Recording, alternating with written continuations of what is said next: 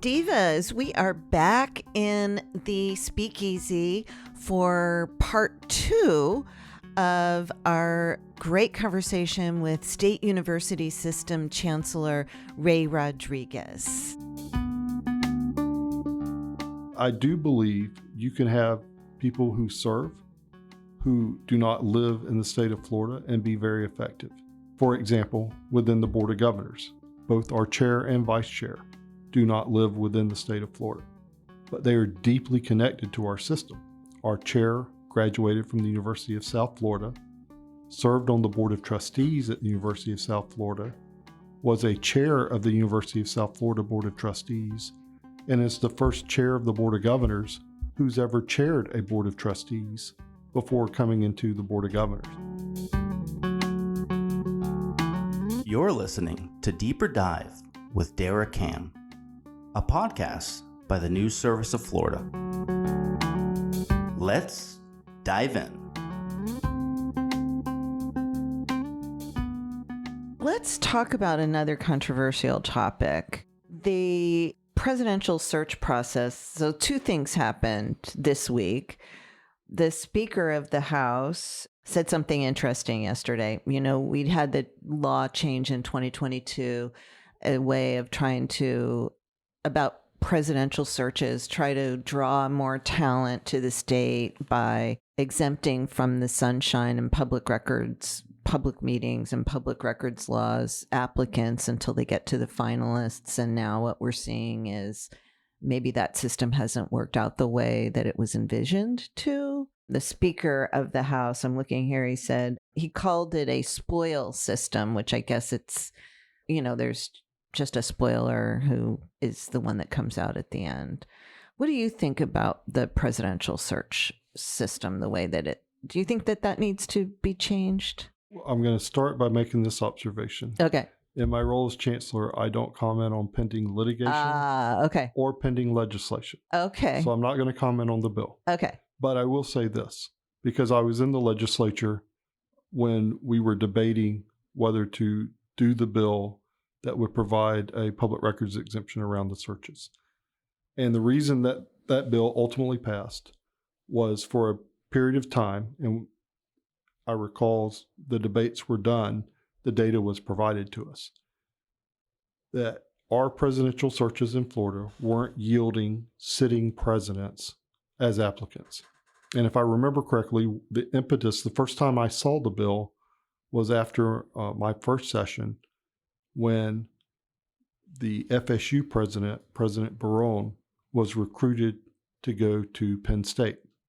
So he was president, he announced he was stepping down, and then immediately after that, he was announced as the president at Penn State. He'd been recruited in the wake of the Jerry Sandusky, Joe Paterno scandal. And Pennsylvania does not have a public record requirement in their presidential search. They were able to go recruit the person they wanted to be the president and announce that person as president. So that started the conversation in Florida of how come we can't land sitting presidents from major institutions. And with an open process, what we found is they were hesitant to apply because if they didn't get the job, then they would potentially lose the job they held.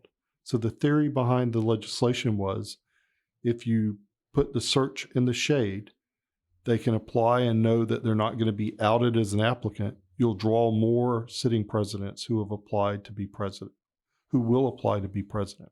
And I think that that portion of the bill has done what it was intended to do if the reports I have are correct. Now, they're in the shade, so I don't have names, but I'm told that we've had sitting presidents who have been applicants within the process. The problem is, and this was not in the presidential search exemption legislation, but there was a pre-existing statute that requires 3 finalists to be named to the Board of Trustees before they pick the person who will be the finalist.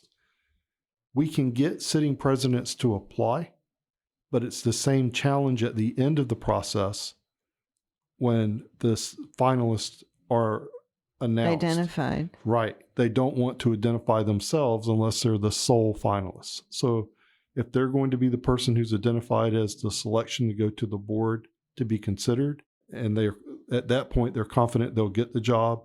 They're more than willing to be publicly identified. If they're one of three names and there's a chance they may not get the job, they don't want to be publicly identified. So that's the wrinkle in the process that we're seeing today that was unanticipated when the public records exemption was passed back in the 2022 session.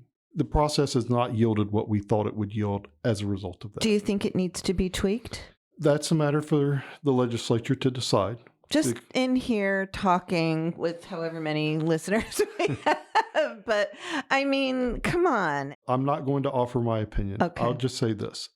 I tried, Divas. I did the best I could. I was on the floor when the bill was heard as a voting member, debated in favor of the bill, and the process has not yielded sitting presidents who have stepped forward and said, publicly, I wish to have this job. Okay, so we didn't get what we thought we were going to get. I mean, the other sponsor in the Senate has said, like, this is not at all what we wanted. Senator Brandes is very upset with the way that this is played out and thinks it needs to be repealed. So you're not saying one way or another whether that needs to be the case.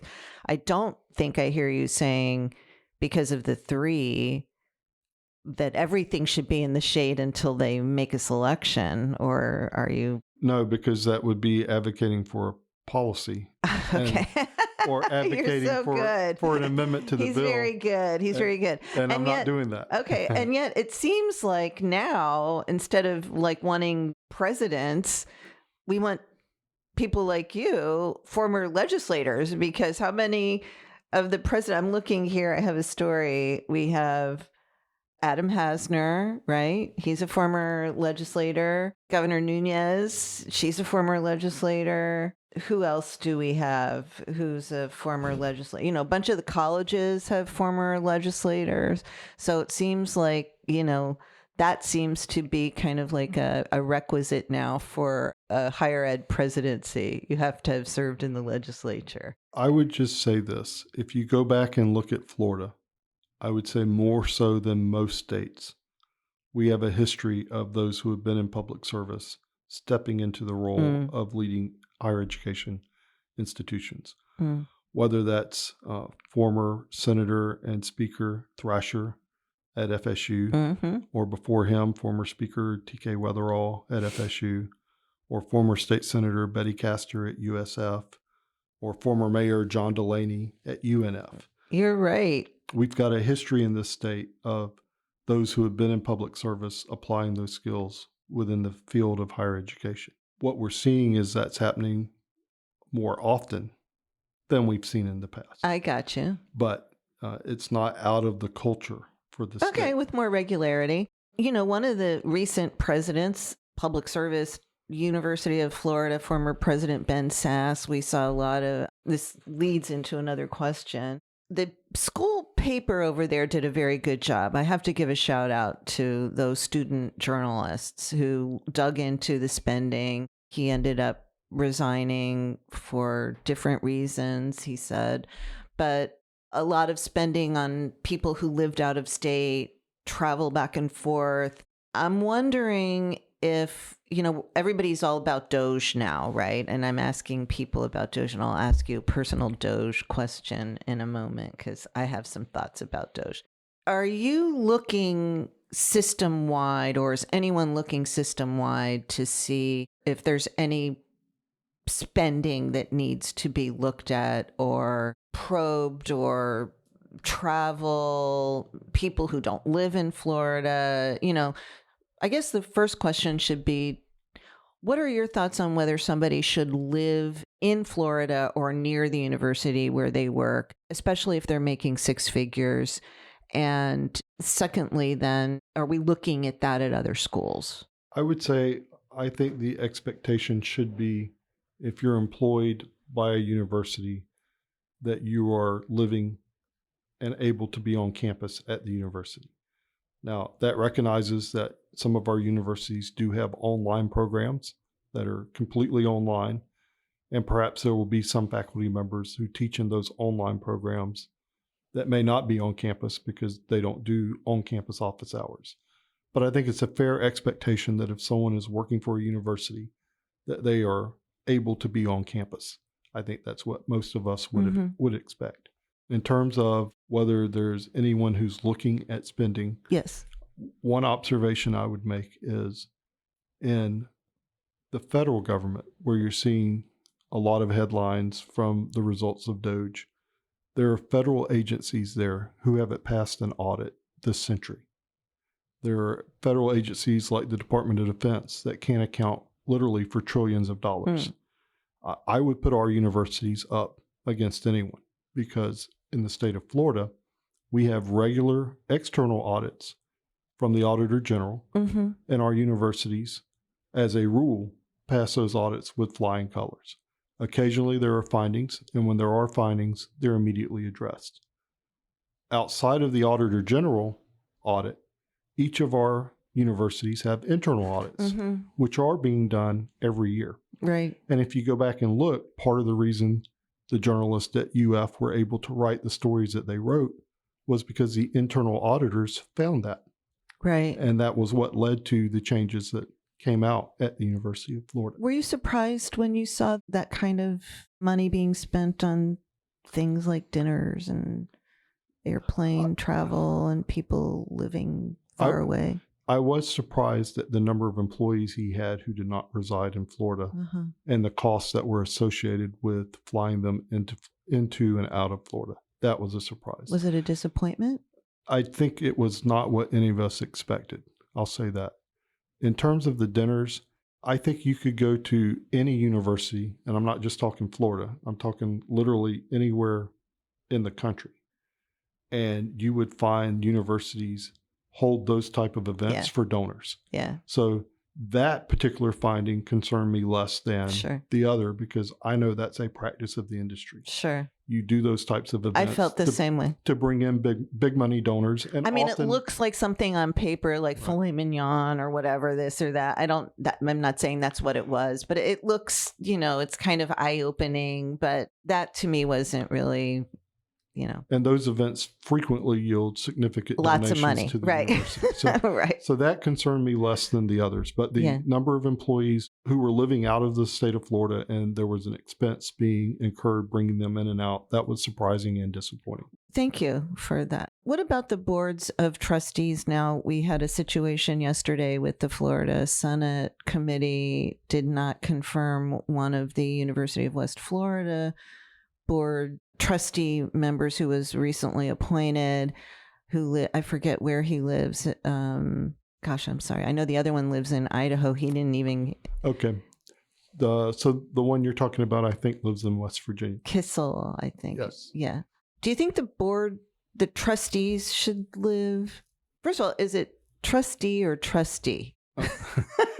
Trustee, Trustee. In this case, I would say with Trustee Kissel, I think and this is a decision for the legislature to make. Yes, this is the role of advise and consent.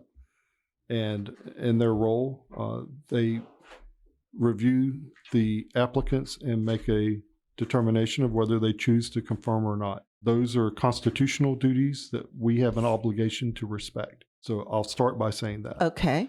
But I do believe you can have people who serve who do not live in the state of Florida and be very effective. For example, within the Board of Governors, both our chair and vice chair do not live within the state of Florida, but they are deeply connected to our system. Our chair graduated from the University of South Florida, served on the Board of Trustees at the University of South Florida, was a chair of the University of South Florida Board of Trustees, and is the first chair of the Board of Governors who's ever chaired a Board of Trustees before coming into the Board of Governors. Our vice chair is a graduate of the University of Florida. Is that Brian Lamb? Brian Lamb, Yeah. right. Our vice chair, Alan Levine, is a graduate of the University of Florida. Yeah. Is a rabid supporter of the University of Florida and is deeply connected to the system and to the university. I think these are former Florida residents too, right? So, they do have a different system. That's right. I don't know what Mr. Kissel's, if I'm mispronouncing his name, I apologize, but I don't know what his ties to Florida are. I did not watch the hearing, so I don't feel comfortable commenting on it. Okay. I will say this, though. I'm familiar with Mr. Kissel. He's a former, I believe, Assistant Secretary of the U.S. Department of Education. I think that's a very high honor, and to have that background and experience, and it's useful in terms of higher education administration. In this case, the Senate committee disagreed, which is their privilege. The other controversial appointee, of course, is the chair of the Board of Trustees now of the University of West Florida, Scott Yenner. His name I do know. And, he has received a lot of attention because of some of his statements and beliefs about women and, their place in society. And I don't want to mischaracterize, but I think our sophisticated listeners might be aware. If not, you can Google Scott Yenner and figure it out. Do you have any thoughts on whether someone like that, not him personally, but just generally, thoughts that are quite controversial, very adamant about them, like, is that someone who we want to be shaping policies that are going to be molding our young people? I would approach the answer from this angle. The system that we have works, and that the governor and the board of governors choose the appointees to the boards of trustees. Mm-hmm. But whoever is chosen, whether by the governor or the board of governors, has to be confirmed by the legislature.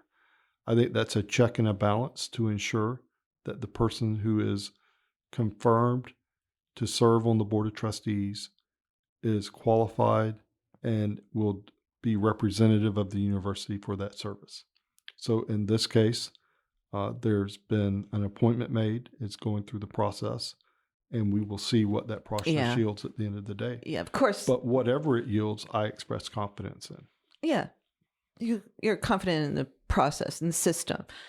Because I've watched it work for 30 years. Well, the governor, can reappoint this person and they can stay for longer. So, they get at least maybe 2 years or whatever. There's a lot of agita over there in the Pensacola area about what is happening with UWF. They really like the changes that have come around under Martha Saunders, that she's, I think, very well respected in the region. And so there's a lot of concern about what's going to happen over there. So I'm sure you're well aware of all that. And we'll be right back with Chancellor Ray Rodrigues. Moffitt Cancer Center is a comprehensive cancer center serving all of Florida. Moffitt is dedicated to advancing patient care with groundbreaking research and therapies delivered directly to patients' bedsides. From superior survival rates to innovative treatments shaping the future of healthcare, Moffitt offers the highest level of diagnosis, treatment, and personalized care. At Moffitt, patients experience life-saving outcomes that surpass national averages. Discover how Moffitt is defining the future of cancer care. Visit moffitt.org/impact to learn more. And we are back with Chancellor Ray Rodrigues.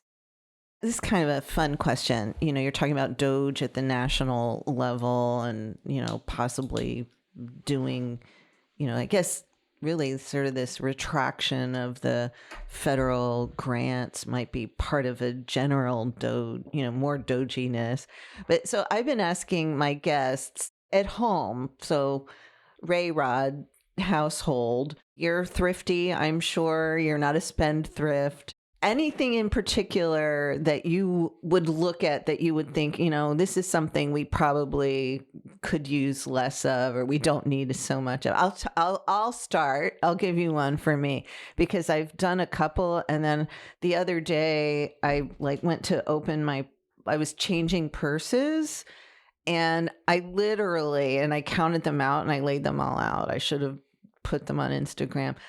8 lipsticks I moved from one purse to the other purse. And I was trying to decide which one I could not bring, there were none that I could leave behind. And So I thought, okay, well, I need to doge some lipsticks here. I'm sure that's not your little fetish like mine, but do you have anything like that? If we were to do a personal doge Yeah. around what I'm contributing to the household, Sure. make sure my wife doesn't get blamed for this. Okay.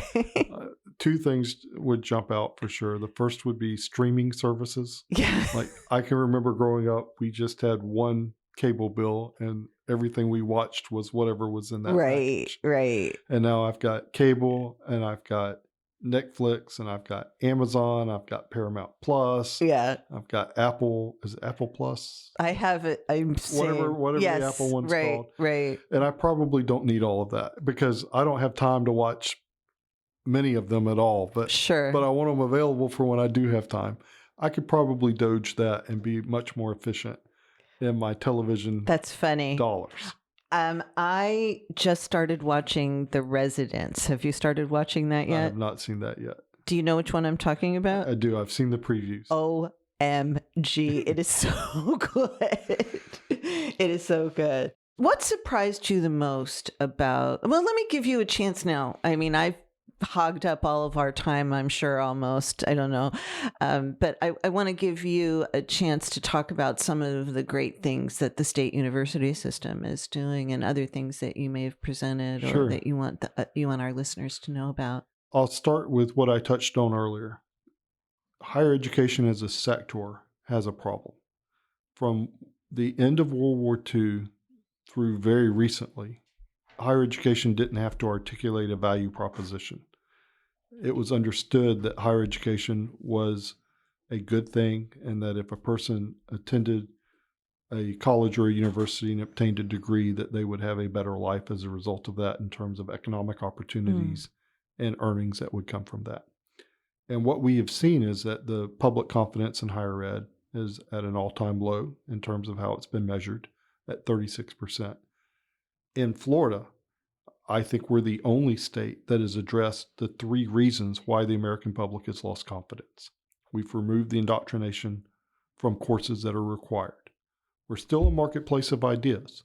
Those courses are available as electives if someone wishes to study them, but no one's going to be forced to sit through those concepts in a course they're required to take. Number two, we can demonstrate that our jobs lead to jobs. 75% of our graduates are employed within a year, or either employed or continuing their education within a year of graduation in a job that pays a median wage of $50,000. And third, because our legislature and our governor have championed higher education, we've not raised tuition since 2013. We have the lowest in-state undergraduate tuition in the nation. We're 50% lower than the national average.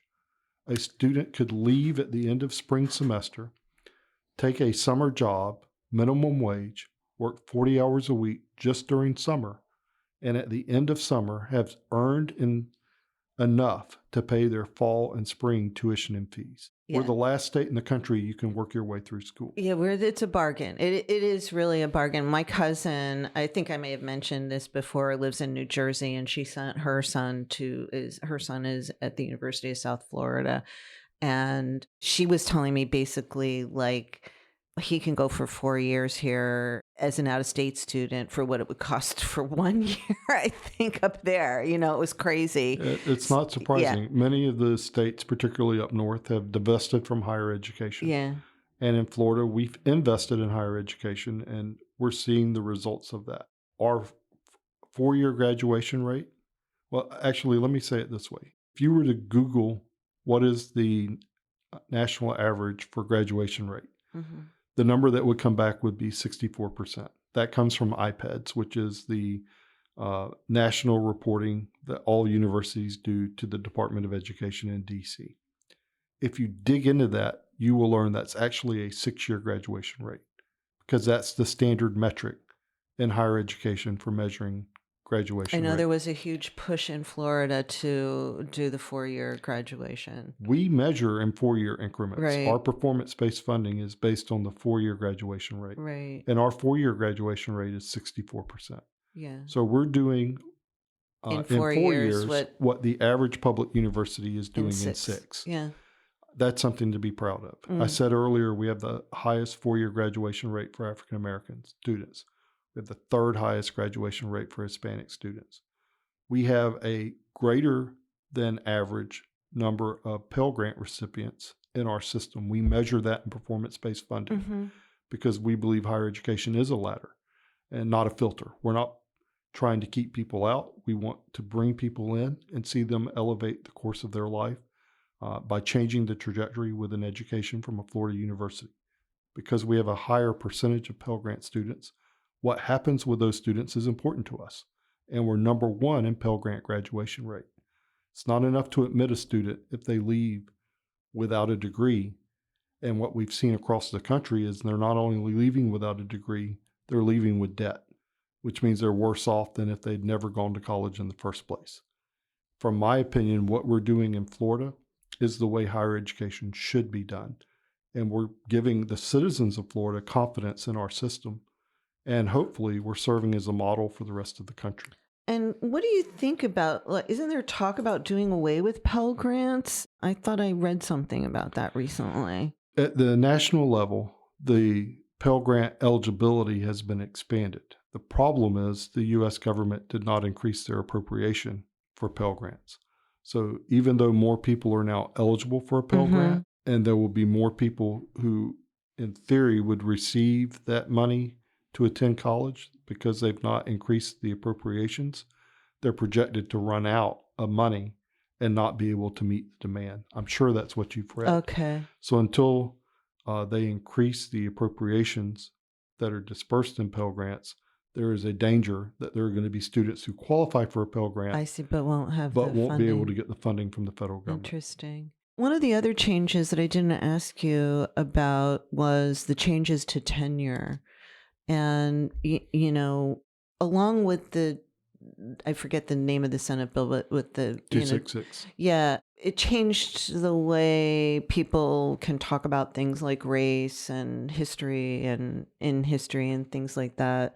And there was litigation over it. I covered a lot of that. I think that may still be active, so I won't ask you to comment on that. I believe it's at the 11th Circuit. But I'm wondering if the changes to tenure, where I think they have to get reviewed every 5 years now for tenure, if that has made recruiting an issue. I saw some stories initially, like they can't get, I think it might have been even here in town, they couldn't get music professors to apply or whatever. You're laughing. He's smiling when I'm asking the question. Well, I'm glad you've asked the question because this is such a rich topic. Oh, great. He's settling in. You should see he looks very comfortable.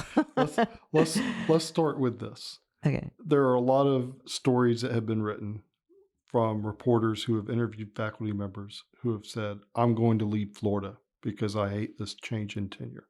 But there's only been one done where there's been an actual review of the data. And it was published in Inside Higher Education, which is a periodical. They do a really good job in the industry. And this professor collected the data from red states and focused on Florida because we had done the most radical in terms of policy change. He said radical, not me. That's how the article characterized it. Okay.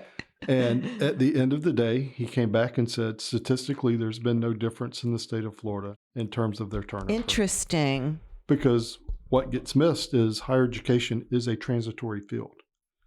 Faculty members they move around because they're looking for tenure. They're looking for tenure lines. And if they don't receive tenure and they have an opportunity to go somewhere that does, they frequently do it. So there's always some transition within higher ed. So have we had some turnover? Yes. Is that turnover statistically any different than before we were adopting the changes in policies that we've done? It is not any different. It's not any higher. But here's why I'm smiling. The legislation on post-tenure review was adopted in my last session in the Senate, which was 2022. I know because I offered the amendment on the floor. And the way the media covered it was Florida is abolishing tenure. I didn't say that. I'm not saying you. Go back and When look I at- asked you the question, I said they changed tenure. I'm did. pretty sure. Yeah. No, you're right. Okay. Your question is right. Okay. But go back and read the, All right. the Did main, away with tenure. the main one was trying to do away Trying with to tenure. do away with. Yeah. Okay. Because you have to bring them up in the post-tenure review in order to get rid of them. Right. What's the gist of the stories? What the amendment said was that the state university system, the Board of Governors were authorized to adopt a uniform post-tenure policy. Now that's important for a couple of reasons. One, the legislature indicated that it was a desire to see a uniform policy, but it was the Boggs decision. Constitutionally, that's where that decision has to be made. Okay. But here's the second reason. Post-tenure review existed prior to that amendment. We originally in Florida did post-tenure review in 1997. We had post-tenure review since 1997. It came out of before the Board of Governors, when we had a Board of Regents, Oh, I remember the Board of Regents. an investigation of should we eliminate tenure. Right. And they did a 3-year study. And at the end of the 3 years, they came out and said, okay, here's the conclusion. We're not going to get rid of tenure. We are going to adopt post-tenure review, and we're going to open a new university. The faculty union says you cannot succeed without tenure. We're going to open that university without tenure and see what happens. It'll be a pilot. That's what the Chronicle of Higher Education described it as. That university was Florida Gulf Coast University. Oh, you're. It's now been open for more than 25 years. Right. Without right, tenure is Right. succeeding. Polytech Interesting. came on after Florida Gulf Coast Right. without tenure and is succeeding. Now, after the Board of Regents announced that, the legislature repealed the Board of Regents and Right. created the boards of trustees. And they called that period devolution. So we went from one union contract negotiated by the Board of Regents for the entire system to then 11 individual contracts negotiated by each of the boards of trustees. So they took the existing Board of Regents contract as their base, and then each did, their own tweaks on that. So that's how we ended up with one post-tenure review policy, which was adopted in 97, turning into potentially 11 different Right. post-tenure review They just policies. did it differently. Because each of them collectively bargained it differently. Right. And so in 22, the legislature said it would be good to have a uniform policy. That's what the amendment was. So now the Board of Governors is adopting it. I'm no longer the senator. Right. I am the one that put the amendment on and voted for it. Now I'm sitting in the role as chancellor when we adopt the uniform post-tenure review policy. All of these faculty members are coming to testify that we should not do this because we're going to kill the university system. No faculty member would ever come to a Florida university that has a post-tenure review policy. And they're in their regalia. You can go back and watch it on the Florida channel, which televises. You mean they were wearing their robes and yes, to come offer this testimony about how they wouldn't have come, no one else will come. All of them got here after 1997. So think about that. Every one of them who came up there already was a post-tenure review they process all came in place. to a state that had a post-tenure review policy. Right. It just wasn't a uniform one, so depending on which university you were, the timeline was different. Right. And so what we did as a Board of Governors was we adopted a uniform policy. We said it's going to be done every 5 years. Mm-hmm. It'll be rotating. And we leveled the expectation that if you're successful in your post-tenure review policy, there's financial remuneration available to you. And that's what we do differently than other states. We actually do post-tenure review, number one. And number two, for our high performers, they're eligible for increased salary or bonus. It's up to the university. Most of them do a small salary bump rather than a bonus. In most institutions, once you obtain tenure, you're done, unless you get a cost of living from the state. Because the promotion opportunities in higher ed are from assistant professor to associate, from associate to full, and generally when you're tenured.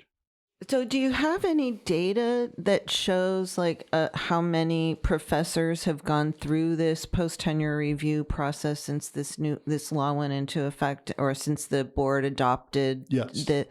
and how many have been, have left?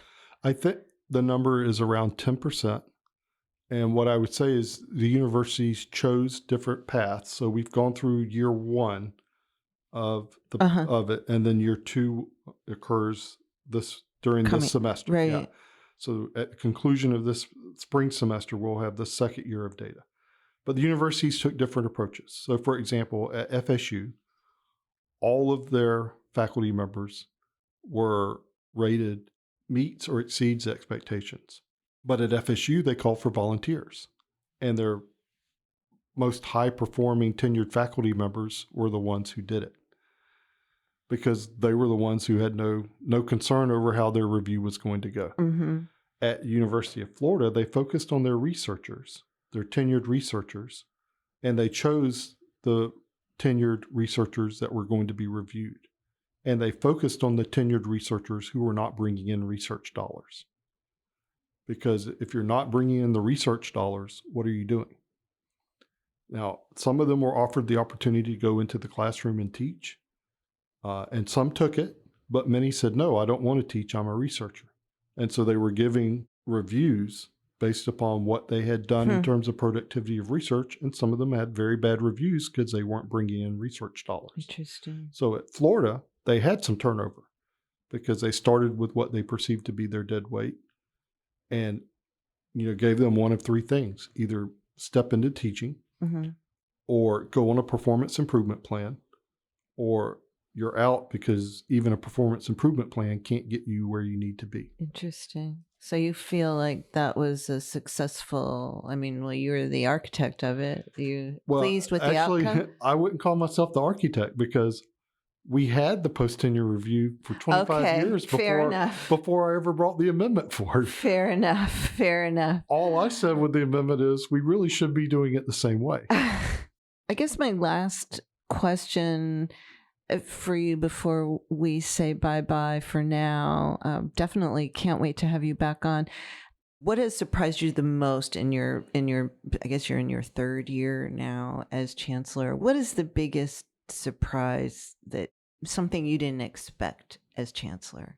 I would say my biggest surprise has been one of the things I've tried to do as Chancellor is try to go to every campus at least once every year and meet with not just the administrators and the faculty, but the students as well, and get around to each of the campuses annually. So I was very familiar with Florida Gulf Coast University, having worked there for 16 or 17 years, very familiar with the ebb and flow of university life. Maybe that'd be the way to say it. And I just assumed the rhythm. Yeah, the rhythm. That's actually a great way to describe it. And I just assumed all campuses were the same. I think the biggest surprise for me is as I went around the state to see the rhythms are slightly different and the culture is slightly different on each of the campuses. In some cases, very different. Yeah, yes, very different. And each campus kind of builds their own personality. And so I'll give you two examples. Oh, good. If you go to University of Florida, there are Vespa scooters everywhere. Yeah. But you won't see that at FSU. It's just not a thing here. Yeah. If you go to Florida Polytech, use those things those electric. Yeah, the little electric scooters. Yeah. I guess because Tallahassee provides them here. But even before Tallahassee did that, I remember when those came out, you didn't see Vespas on the FSU campus. Right. It's just not the culture here at FSU. Right. If you go to Florida Polytechnic, skateboards everywhere. No. And when you go... Well, I heard that it's mostly guys at Poly. They have like a large majority of students are male. They have a higher male to female ratio than our other institutions. That's true. But that's not reflected in the skateboarding. I'm telling you that was very sexist of me to make that comment. Okay. it's surprising because Yeah. you would naturally assume, well, Right. a lot of guys, sure, Right. sure, but Everybody's skateboarding. But in every building, they've got a rack where you Oh, can come in and put your funny. board when you come in. Oh, that's funny. And you can just see the guys and girls come in, rack their board, and head That into is class. funny. When you've been on a campus for a decade and a half and you think you understand it, Right. it's eye-opening to go to other campuses Yeah. and see really there is a difference from campus to campus. And part of appreciating the system is learning what those differences are. Yeah. And getting attuned to them. What do you think the biggest challenge is going to be coming up this year? Is that federal funding going to be the biggest challenge? I think so. Yeah. I think getting sorted through what the federal government is going to do, because as a system, we've just had our most successful year in terms of research. We crossed the $3 billion mark, Wow. which was a long time goal, and we've hit it. But there's a question of whether there will even be $3 billion available from the federal government for a state like Florida, depending on what happens, what decisions are made by the administration. So that's the challenge, the uncertainty of what's going to happen, and then adapting to and implementing what does come down the pipe. Ray Rodrigues, Chancellor of Florida State University System. It has been a real treat chatting with you today. Thank you so much for being so generous with your time and dropping in and visiting us. Thanks for having me. Thanks for listening to Deeper Dive with Dara, a podcast by the News Service of Florida, hosted by News Service senior writer Dara Cam and produced by me, Mike Exline. Music for the podcast was recorded by Periodic Labs, LLC.